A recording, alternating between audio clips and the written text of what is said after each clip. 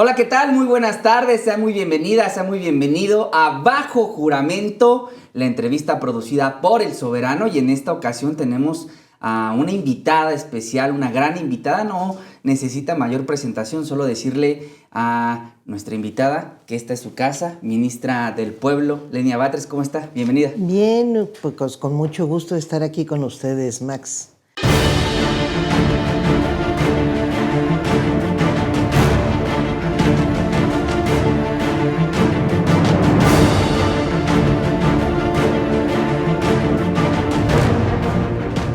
Primero preguntarle, ¿por qué les duele tanto a los conservadores que le llamen, que le llamemos ministra del Pueblo? Y es curiosísimo, ¿no? Se enojan mucho.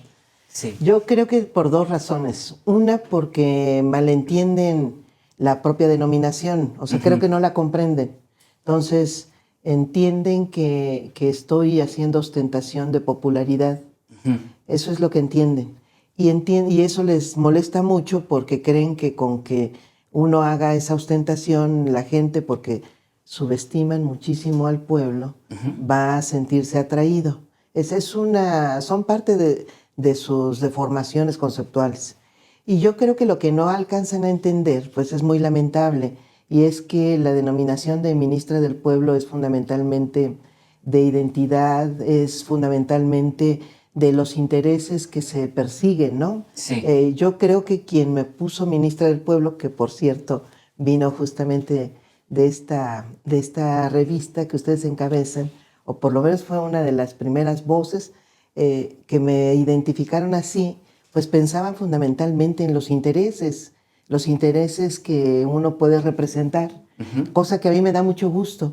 Por supuesto, si alguien me dice, ahí está la ministra del pueblo, a mí me da un gusto enorme porque quiere decir que uno va logrando justamente esa identificación de qué es lo que quiere, a quién representa, por quiénes va a luchar, a qué vino. O sea, es un asunto hasta de misión, ¿no? Claro.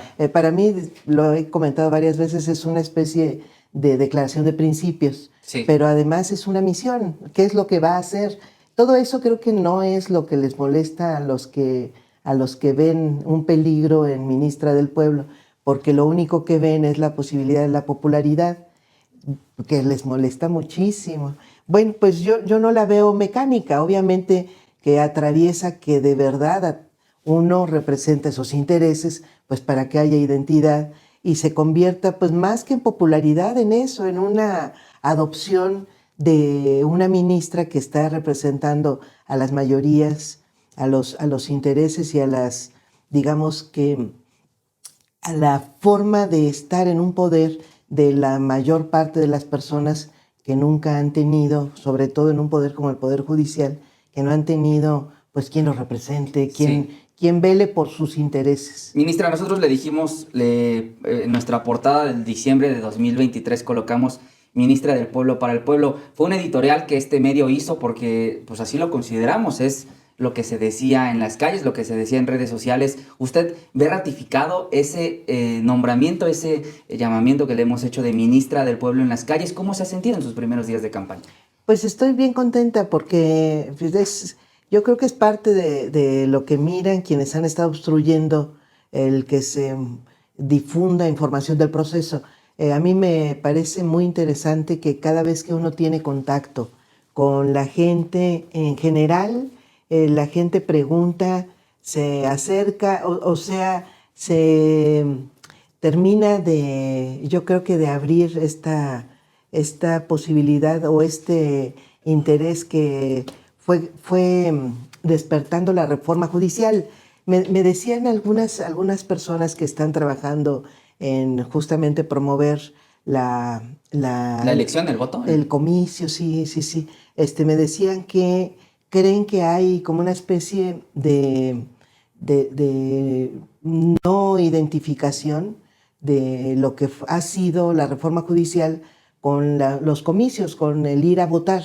O sea que no hemos logrado o no se logró generar como un producto, quizá como el primer producto de la reforma, la votación del 1 de junio. Sí. Entonces, creo que ese es un tema muy importante porque cuando uno va platicando con la gente, de inmediato se detona un interés, una simpatía, y nos preguntan muchísimo dónde hay que votar, cómo hay que votar, cuándo hay que votar. Incluso nos piden, mucha gente nos pide recomendaciones. Ya se entendió que es una votación múltiple, Sí. entonces nos piden si hay candidaturas, cuáles son, dónde encuentran la información.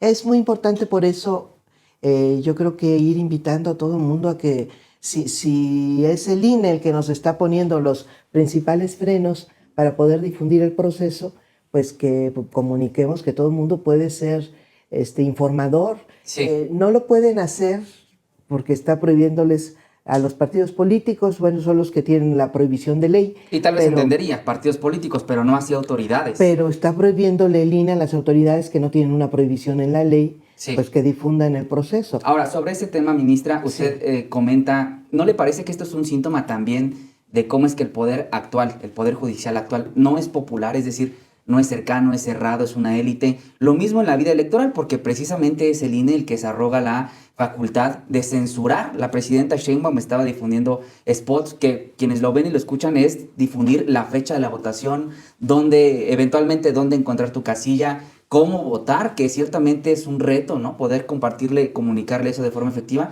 Y es justamente esta burbuja de lo judicial, de lo jurídico, de lo elevado que son el tema de las jurisprudencias, de las leyes. El Poder Judicial no es popular, ministra, tengo esa impresión.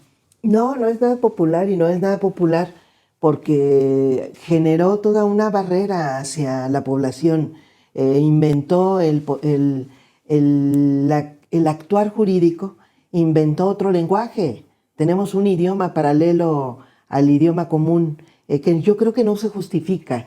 Se quiere ver eso como algo oculto, pero en realidad es para ocultar más que para difundir una cultura o como expresión de una cultura. Realmente lo que busca es, digamos que esconder los conceptos jurídicos. Sí, claro. Entonces somos expertos en inventar conceptos paralelos. Yo luego bromeo, cuando daba clases de derecho, bromeaba mucho con mis alumnos, sí, y les decía que el actuar jurídico no debería ser el actuar de un intérprete, porque parece que somos traductores más que profesionales de una rama específica del conocimiento. Hablando de academia, ministra, estamos hablando con la ministra Lenia Batres, candidata a ser ratificada en este honorable cargo, en este importante cargo.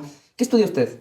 Estudié la licenciatura en Derecho y después estudié una maestría en Derecho Penal, porque a mí me ha gustado siempre el Derecho Penal. Lástima que sea tan duro de ¿Ejerció alguna vez lo penal?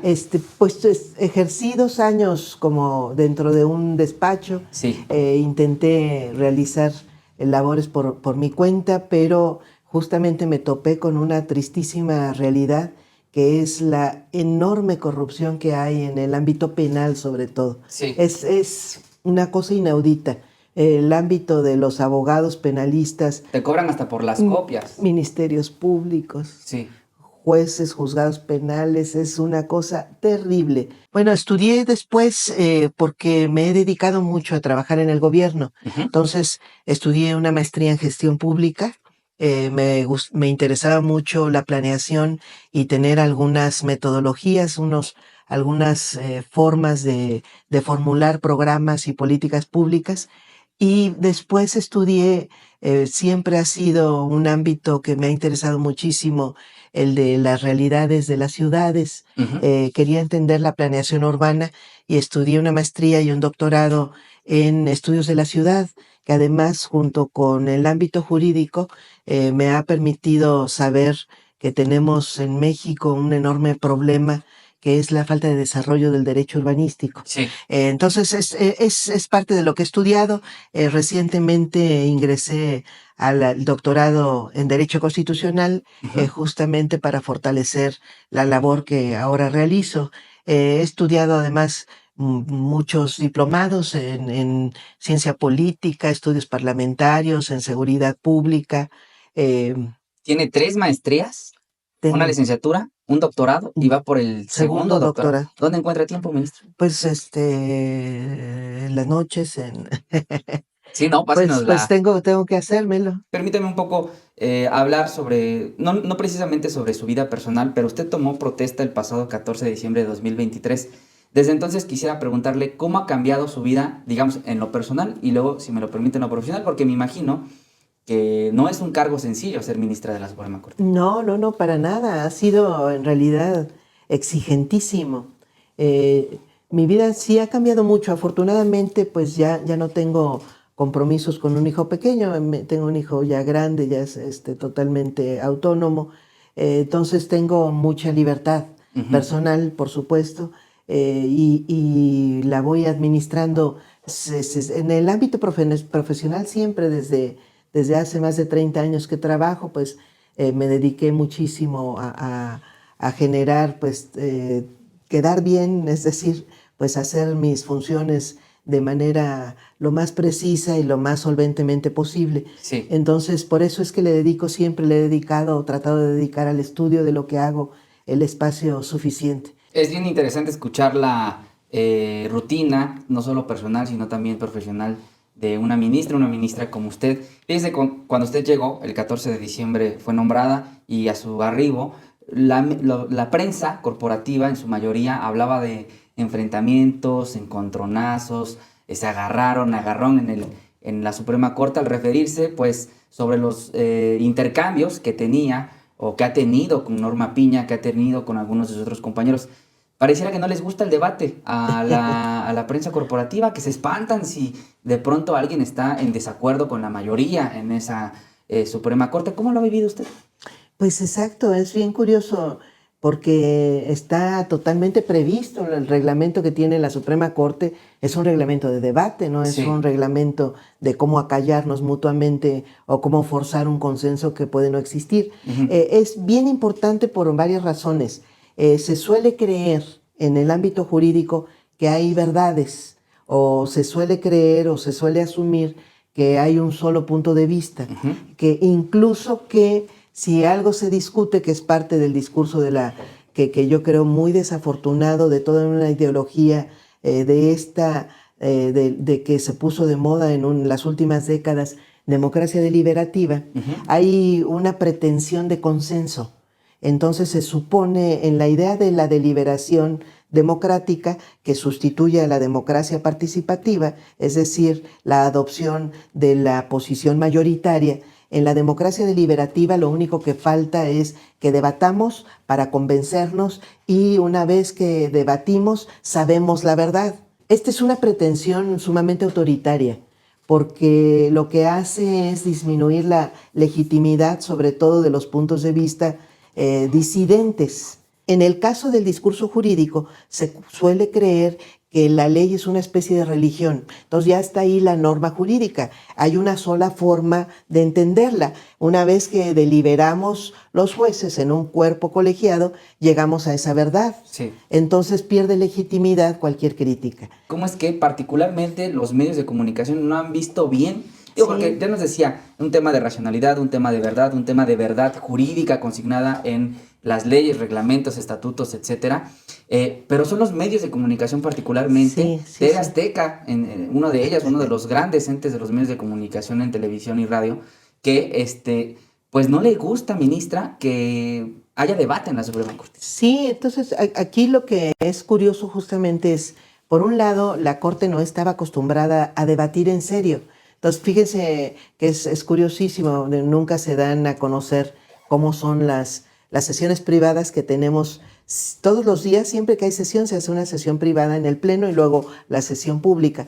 La sesión privada lo que hace es el debate. Ujú. En lo que empieza es, la dinámica es preguntar si hay alguna diferencia en las resoluciones. Ahí se debate lo que realmente se ha tenido de diferencia Sí. y se entra ya a la sesión y nada más a manifestar testimonialmente la diferencia, pero no se ve la riqueza del debate que esa se procesa justamente en la sesión privada. ¿Y no le parece que eso es falta una lástima de transparencia? Pues ¿no? yo lo que he hecho es no debatir en la sesión privada y debatir en la sesión pública, Sí. porque me parece que es una falta de respeto a la Pues queremos entrar, ¿no? pues a la racionalidad del espectador, lo cual es una dinámica absolutamente política, dinámica de ejercicio de poder, y es más, diría que hasta en la peor connotación de la política, que es justamente un comportamiento faccioso de búsqueda, de golpeteo, más que de realmente debate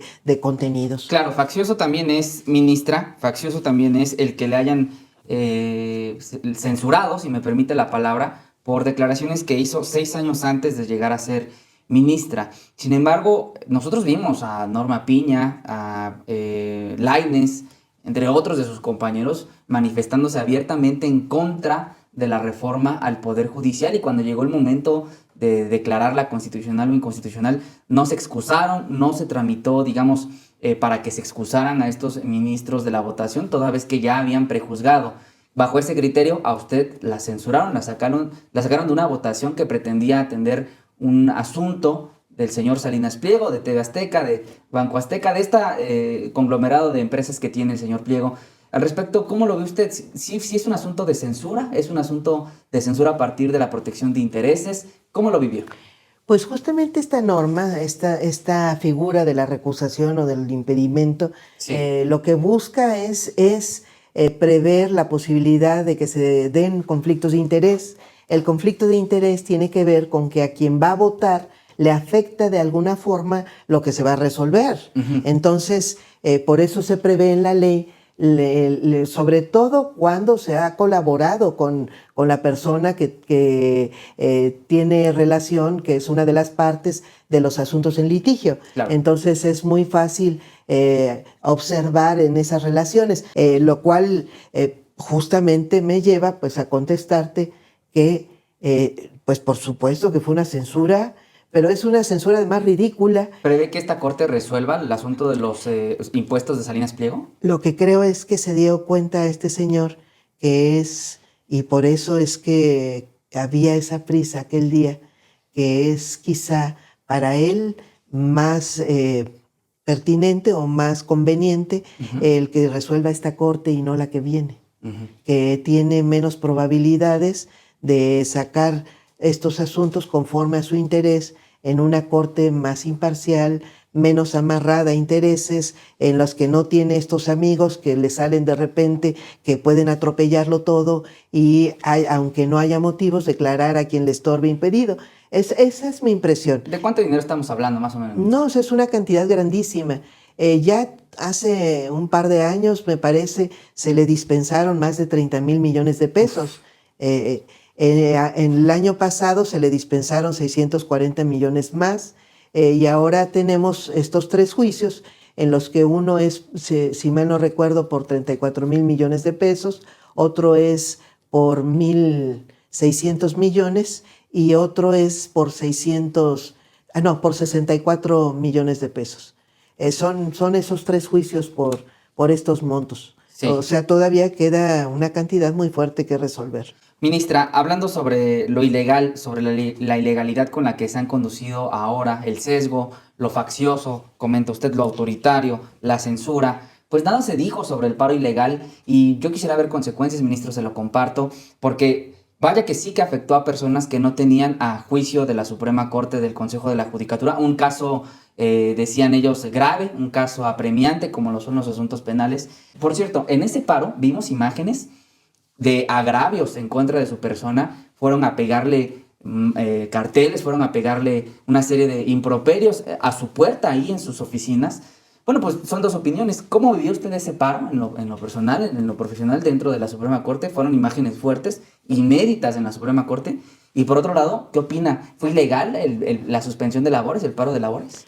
Pues yo creo que hubo una actitud absolutamente irresponsable de un poder de la Unión, una actitud que además llegó al corolario de lo que ha sido, mostró el desprecio inmenso que tiene hacia la población como si nada, sí. La soberbia con la que ve además su función, pero también mostró algo que que yo creo que debería ser una llamada de atención para todas, para todos, porque en medio de esa gran agresividad que efectivamente lleva a 2 meses y medio de suspensión de labores de más de 400,000 juicios de amparo que teníamos en el país en ese momento en trámite, no deja de ver una cosa que a mí me parece gravísima, y es que aun y cuando pudo haber afectado precisamente algunos asuntos graves para algunas personas, como bien dices, lo que es verdad es que el grueso no se refería a afectar asuntos tan graves como para afectar las necesidades de una parte importante de nuestra población, porque si así hubiera sido, se habría generado una gran manifestación social que pusiera en su lugar ese paro. Es decir, no deja de mostrar que gran parte de lo que resuelve el Poder Judicial de la Federación no son temas de las necesidades básicas de la gente. Estamos hablando con la ministra del Pueblo, la ministra Lenia Batres, ministra del Pueblo, aunque les pese a algunos. Ministra, también hablando, digamos, retomando el tema del paro judicial, ya nos daba usted una explicación y me parece una interesante forma de verlo, cómo es que se desconecta el pueblo de las personas juzgadoras y ello se ve reflejado en el paro. Pero usted también fue víctima de, digamos, agravios, de improperios que se lanzaron inéditos en la Suprema Corte de Justicia de la Nación. ¿Cómo los vivió? No, pues yo creo que entre esta actitud que se les va yendo de las manos, hay una prepotencia muy fuerte de algunos miembros del Poder Judicial que generan el incluso mandar a personal del propio Poder Judicial a querer abrir una sesión del Senado. Bueno, de hecho rompen una puerta de cristal del Senado de la República y mandan a agredir a su servidora. Me mandan, hay un día que voy llegando a una sesión y se me informa que hay más de 100 personas gritando y poniendo letreros afuera de mi oficina, pero me dicen que en cada esquina de ese pasillo hay cámaras de Justicia TV esperando que yo pase por ahí, que me agredan y ellos filmarla. Lo cual me parece... Justicia TV es el órgano de comunicación oficial, claro, institucional, y ahí está parte de los funcionamientos facciosos que ha tenido la Corte, que ha permitido que se abran algunas páginas o algunos perfiles con el logotipo de la Suprema Corte dedicados a agredirme. Hubo un día más en el que yo estaba dentro de mi oficina después de haber discutido, no sé si fue la misma sesión, no creo porque fue muy intensa la del 5 de noviembre, pero fue una de estas sesiones donde se resolvieron parte de los temas de la reforma judicial, que me envían un grupo muy grande también de trabajadores que se ponen a gritar afuera de mi oficina y están en un mitin intenso afuera de mi oficina gritando cosas, y lo que yo hago es tomar mi teléfono y poner en el chat del Pleno de la Corte que tengo un mitin afuera de mi oficina, y les puse ahí a los ministros, así nos llevamos, les escribí tal cual, que nos llevamos de mítines afuera de las oficinas, porque su servidora tiene más entrenamiento para eso. Y de inmediato, no había terminado de poner el letrero, el mensaje, cuando desapareció el mitin. Lo que me pareció una confesión de que eran ellos y no los trabajadores, pues es que de inmediato les pidieron que se quitaran y se quitaron. Eran sus trabajadores, los de las ponencias de los ministros. Claro, porque no es como que cualquier persona, no es como que yo pueda tocar y, oiga, quiero pasar. No, hombre, hay muchos filtros, solo pueden entrar. Solo, por supuesto, pero en algún momento se alegó eso. Sí. Es que los trabajadores están enojados por esta reforma. No, eran ellos los que mandaron todo el tiempo, además, que además fue yo creo que una actitud absolutamente vil, sí, porque no era a los trabajadores nunca los que afectó la reforma, pero sí tuvieron mecanismos de presión y de condicionamiento para estar manipulando, no sé si a trabajadores en general, yo creo que era directamente a sus subordinados que los mandaron a movilizarse y a hacer estas acciones incluso ya cuasi vandálicas, cuando son insultos los que ponen afuera de mi oficina. ¿Qué dirá que fue lo más grave que vivió en ese proceso? Pues las provocaciones que llegaron a enviarse, que sí llegaron a generar riesgos de incluso de agresión física. Yo se los dije en alguna sesión a los ministros, están ustedes siendo absolutamente irresponsables, porque los que van a llevar el peso de estas agresiones, si se les va de las manos, son ustedes. Yo no voy a acusar a ningún trabajador de agresión, voy a acusar a los ministros aquí presentes de cualquier agresión física que llegue a suceder en mi contra. Y afortunadamente fue bajando en los siguientes días, se relajó y a partir de esa exigencia dejaron de haber mítines, entre comillas, internos en la propia corte, por lo menos. Y estas amenazas ya de agresión, que era una intimidación física que pues era ridícula, porque si esperaban que con eso nos fuéramos a callar, pues era absolutamente, yo creo que simplemente irreal. Ya, ministra, mi última pregunta, si me lo permite, pues bueno, no es un secreto para nadie que usted va arriba en las encuestas. Usted está en el puntero de las encuestas, en algunas sí, en otras no, pero el punto es que va arriba en las encuestas, tiene una alta probabilidad de ser la ministra presidenta de la Suprema Corte de Justicia de la Nación. ¿Qué va a hacer con el nepotismo de llegar a ser ministra presidenta? Pues yo creo que hay que suprimirlo, va a haber una forma a través de la elección popular de pues ya poner fin al nepotismo, porque ya no se va a reproducir lo que ahora sucede, que quien ya ingresó al Poder Judicial es quien puede seguir en él.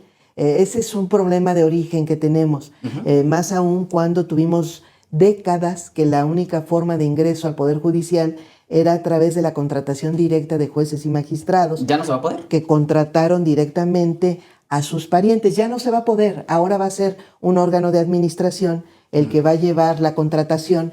Y ahora, además, creo que es muy importante los concursos, porque además se dice que se eliminó la carrera. No se eliminó, sigue habiendo carrera judicial, nada más que queda muy claramente en la ley orgánica y en la ley de la carrera judicial queda muy claro que los concursos, los exámenes que va a haber para oficiales, actuarios, secretarios de juzgados y de tribunales van a ser abiertos, no van a poder participar nada más quien ya ocupe cargos adentro del Poder Judicial, como ha sido hasta ahora, sino que van a ser abiertos y van a poder participar los profesionales del derecho para ocupar estos cargos, lo cual va a romper totalmente esta dinámica nepótica que tiene tanto tiempo y que llegó a ser tan extremada que prácticamente la mitad del Poder Judicial eran parientes entre sí. Y llegamos a tener pues estos casos que se han denunciado de una sola familia con 65 integrantes en el Poder Judicial. Ahora dígame, ¿qué haría la ministra presidenta Lenia Batres con la corrupción del Poder Judicial, que es uno de los grandes lastres de este ente? Afortunadamente se va a dividir el órgano de administración de las funciones jurisdiccionales, lo cual sanea mucho las funciones jurisdiccionales, porque hasta ahora son magistrados y quien encabeza la Suprema Corte quienes ocupan la mayoría en el Consejo de la Judicatura Federal, que es el órgano que administra. Bueno, es muy importante que va a haber un tribunal de disciplina judicial que va a sancionar, entre otros, pues conductas de corrupción, pero quien va a encabezar la Suprema Corte va a tener pues posibilidades sobre todo de incidir en acciones de transparencia. Uno va a poderse garantizar, y por supuesto que sería parte de lo que me comprometería, es de lo que he estado peleando en estos meses, que se garantice la obligación de tener sesiones públicas. Eso es muy importante, porque actualmente el 95% de las sesiones el 95% de los asuntos se abordan en sesiones privadas. Y un segundo tema sería garantizar los mecanismos aleatorios de los turnos, de los asuntos. Actualmente los manipulan muchísimo, tanto los de los juzgados se manipulan muchísimo los turnos para que queden tales asuntos con tales jueces y magistrados. Se entiende que porque ya se entendieron bien. ¿Y para ese caso qué propone? ¿Una especie de insaculación? Turno aleatorio, una máquina que asigne y que además no tengamos posibilidad de alterarla, por supuesto, y si no, sorteo a la vista de todo mundo, que se pongan los papelitos con el número de expediente. Si no podemos garantizar que una máquina lo haga, pues eso, y diariamente se estén sacando los papelitos de a qué tema, qué turno es, qué ministro se va a cada asunto. Sí, porque eso mitigaría cualquier duda sobre que se le puso ese tema a ese juez en particular porque está afín o porque... Por supuesto. Y un último tema que buscaría combatir, pues es el tema de los favores, el pago de favores. Hay mucho influyentismo, hay mucho tráfico de influencias a través del pago de favores, Sí. Que consiste en yo te voto así, tú me votas así. Yo creo que tenemos que establecer mecanismos para controlar eso. Sí. Es decir, observar el voto de los ministros, exhibir el voto de los ministros, publicar el voto de los ministros. Bueno, pues este fue una larga charla, ministra, le agradezco muchísimo, le deseo el mayor de los éxitos en esta contienda. Si me puede regalar sus redes sociales, dónde podemos verla, dónde podemos escucharla. Tenemos en nuestras redes sociales, en X, antes Twitter, es @LeniaBatres, en Facebook es lo mismo, @LeniaBatres1, tenemos @LeniaBatres Guadarrama, en Facebook, y tenemos en TikTok @LeniaBatres también, y en Instagram.